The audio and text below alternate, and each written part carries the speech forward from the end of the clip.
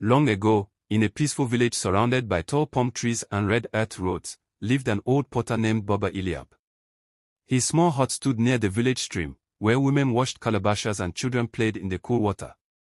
Inside the hut were shelves filled with clay pots, cooking bowls, water jars, and beautiful painted vessels used during festivals.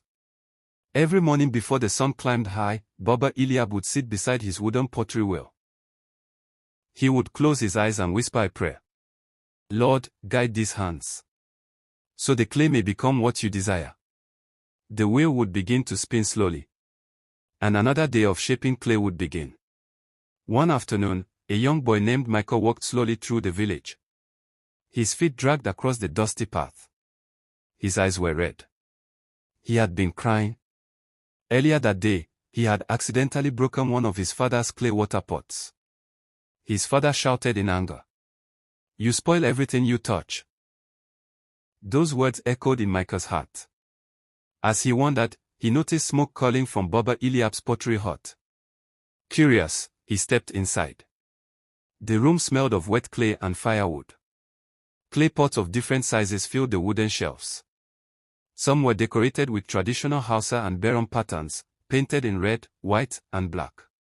Baba Eliab looked up and smiled warmly. "Oh, young Michael. Why does your face carry so much rain?" Michael looked down. "My father says I break everything." The old man nodded slowly. "Then come closer," he said. "Today the clay will teach you something." Baba Eliab placed a rough lump of clay onto the spinning wheel. Michael frowned. "That looks like nothing." The old man chuckled. "Patience." He pressed the wooden pedal and the wheel began to turn. The clay spun gently. With wet hands, Baba Eliab pressed and lifted the clay. Slowly, the lump began to rise. It curved upward. It widened and formed a graceful pot. Michael's eyes grew wide. "How did you do that?" But suddenly, Baba Eliab pressed too hard. The clay collapsed. Michael gasped. "Oh no.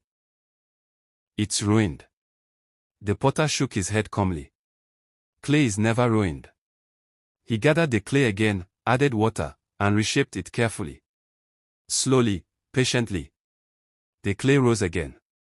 Soon, a beautiful water vase stood on the wheel. Baba Eliab lifted the finished pot. "Tell me, Michael, did the clay complain when it fell apart?" Michael shook his head. "No." The potter placed the warm clay pot into the boy's hands. "God is our potter, and we are his clay.